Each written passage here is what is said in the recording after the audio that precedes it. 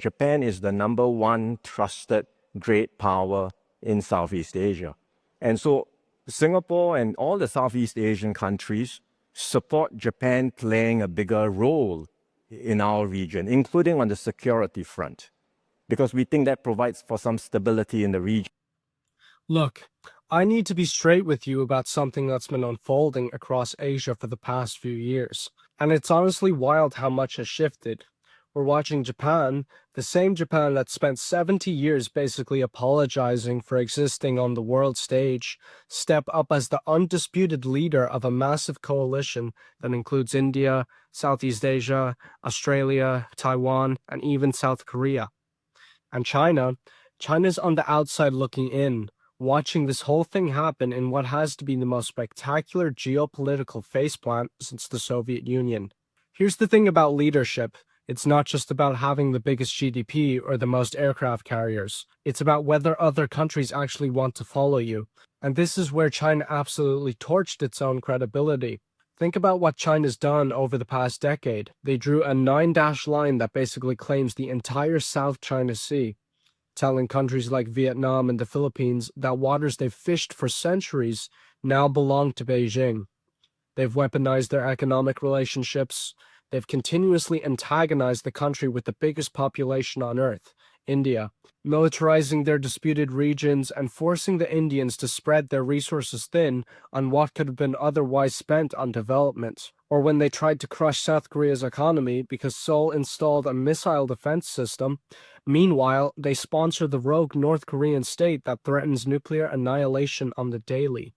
Or when they threaten to conquer and exterminate the democratic Taiwanese government. I could go on for days about all the things they've done, but it's not leadership, and it shouldn't be a surprise to anyone why nobody wants to be friends with this big bully. Japan, meanwhile, has spent decades being the most boring, reliable partner you could ask for. They invest in infrastructure across Southeast Asia without demanding you hand over your ports when you can't pay. They transfer technology without forcing you to give up your data. They don't send Coast Guard ships to harass your fishing boats. Revolutionary concepts, right? Here's some concrete citation of actual policy showcasing what I'm talking about when I say the forming Japanese coalition. Number one, the most obvious one, is the Quad. The Quad, Japan, Australia, India, and the US, they've set up a real-time missile warning system that went live in January 2024. All 4 countries can now instantly share data when North Korea or anyone else launches missiles. They're also running joint naval exercises called the MAITRI and doing ship observer missions when officers from each country ride along on each other's warships to learn how everyone operates. There's even a Quad counterterrorism group that's been meeting since 2023, running tabletop exercises on how to respond to terrorist attacks together. Then there's the US, Japan, South Korea triangle. This one's huge because Japan and South Korea couldn't stand each other for decades. Now they've got the same real-time missile warning system running between all 3 countries. They're doing annual large-scale military exercises called Freedom Edge that involve warships, planes, and troops from all 3 nations. These happened twice already in 2024 and 2025. In June 2024, the Japanese and South Korean defense ministers basically normalized relations that have been frozen since 2018. By January 2025, you had Japanese and South Korean fighter jets flying together to escort American bombers. That's wild if you know the history between these countries. They've also set up an early warning system to monitor supply chain disruptions, basically making sure if China tries to weaponize rare earth minerals or semiconductor materials, they'll know immediately and can coordinate a response. Plus, they agreed on joint AI governance standards at a summit in Seoul. Then there's the Japan-ASEAN partnership. Japan threw $100 million into the Japan-ASEAN Integration Fund in 2023 and completely revamped their connectivity initiative with Southeast Asia. In September 2023, they upgraded their relationship to a comprehensive strategic partnership, diplomatic speak for basically we're allies now. Japan signed a deal with Indonesia in January 2025 to deliver 2 patrol vessels for their navy. They're helping build up Southeast Asian coast guards and navies with actual ships and training, not just promises. Japan, the US, and the Philippines held their first ever trilateral summit in April 2024 and launched joint Coast Guard exercises. These exercises happened in June 2023 and December 2024. They're literally practicing how to work together in the South China Sea. Japan can't officially ally with Taiwan because of the One China policy, but they're doing everything but.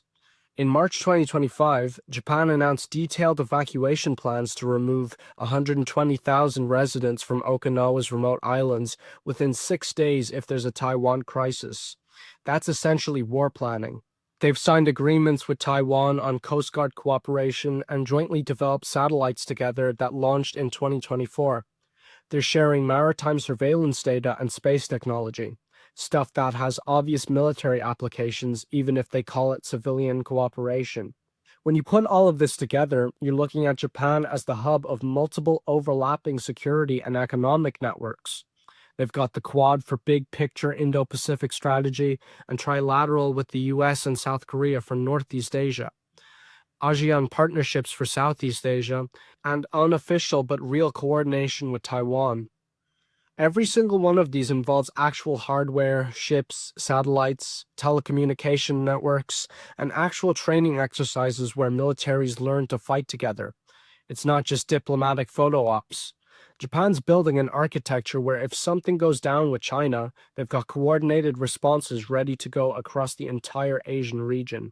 Now that all that policy is out of the way, let's talk about money. Let's talk about capitalism, because this is where it gets interesting. China hawks have been saying for years that Beijing's economic model was unsustainable. And guess what? They were right. The Chinese economy is facing demographics that would make a horror movie director wince, debt levels that would embarrass a college student, and a real estate sector that's essentially a Ponzi scheme with concrete. Japan's been through all of this already. They've had their bubble burst in 1991, spent their lost decades figuring out how to actually build sustainable value, and came out the other side with companies that don't need to cook their books to look profitable. When Toyota invests in your country, you're getting real capital, real expertise, and real integration into supply chains that actually work. Japan's figured out how to make money with you, not off of you. The Japanese economic model in Asia is about creating manufacturing networks where everyone moves up the value chain together. Thailand makes the parts, Vietnam does assembly, Japan provides the high-tech components and financing. Everyone wins here. Compare that to China's approach, which is basically we'll buy your raw materials and sell you finished goods. And also, here's a loan you'll never be able to repay. I am very aware that Japan has a self-defense force and not a military, except that's becoming the most technicality of technicalities. Japan's defense budget is now over 50 billion and climbing fast. They're building aircraft carriers, which they like to call helicopter destroyers. They've got some of the most advanced naval technology on the planet, and they're actually good at this stuff. But here's what actually matters. Countries want Japan to have a stronger military. When was the last time you heard a country's neighbors actively encouraging them to rearm? It's basically unprecedented.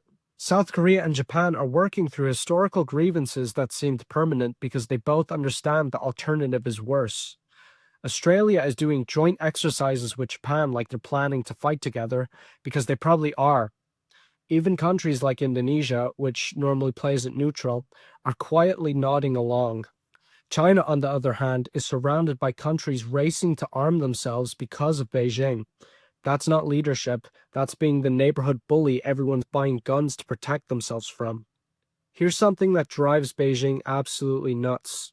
Japan is a democracy, and in the 21st century, that actually matters. Not because of some naive idealism about freedom and liberty, though those are nice, but because democracies can make credible commitments and authoritarian states simply can't. When Japan signs a treaty, you know it'll stick because there are institutions, courts, and an opposition party ready to scream bloody murder if the government tries to back out. When China signs something, you're basically trusting Xi Jinping's word, and Xi's word is worth exactly as much as it's convenient for him at any given moment. Just ask the people of Hong Kong about one country, two systems. This matters for business too. You can't build a sophisticated, integrated economy when you don't know if your partner is going to suddenly change the rules because the Politburo had a bad day. Japan's had the same basic legal framework for decades. China's making up new regulations every week, half of which contradict each other. What Japan's pulled off is genuinely impressive. They've got India, prickly, independent India, actively coordinating on China policy. They've got Australia completely reorienting its defense posture around the alliance. Taiwan trusts Japan more than it trusts anyone. Southeast Asian countries that normally won't pick sides are picking Japan's side. This works because Japan isn't asking these countries to choose between their values and their interests. You can trade with Japan, adopt Japanese standards, integrate with Japanese supply chains, and coordinate on security. And none of it requires you to compromise on being a democracy, hand over your sovereignty, or pretend that territorial disputes don't exist. China's offering is trade with us, but also accept our political demands, ignore what we're going to do to the Uyghurs, pretend Taiwan doesn't exist, and oh, by the way, we might sanction you tomorrow if you make us mad. Shockingly, this is a harder sell. The thing is, this isn't really a debate about the future anymore. It's already happened. Japan is leading the effort to write trade rules for Asia through agreements like the CPTPP. Japanese companies are the ones diversifying supply chains out of China and building the next generation of manufacturing across Asia.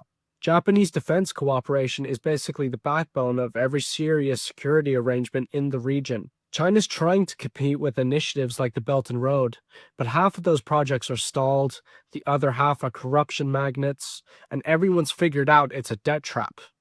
They're trying to create alternative institutions like the Asian Infrastructure Investment Bank, but nobody actually trusts them enough to use it for anything serious. From a capitalist, China hawk perspective, this is exactly what should happen in a functional market. China offered a bad product, authoritarian leadership with economic strings attached and military intimidation as the cherry on top. Japan offered a better product, democratic partnership, sustained economic integration, and security cooperation that doesn't require giving up your independence. The market's choosing accordingly. Japan's rise as Asia's leader isn't some accident or conspiracy. It's the natural result of making better choices, offering better terms, and actually treating partners like partners instead of tributaries.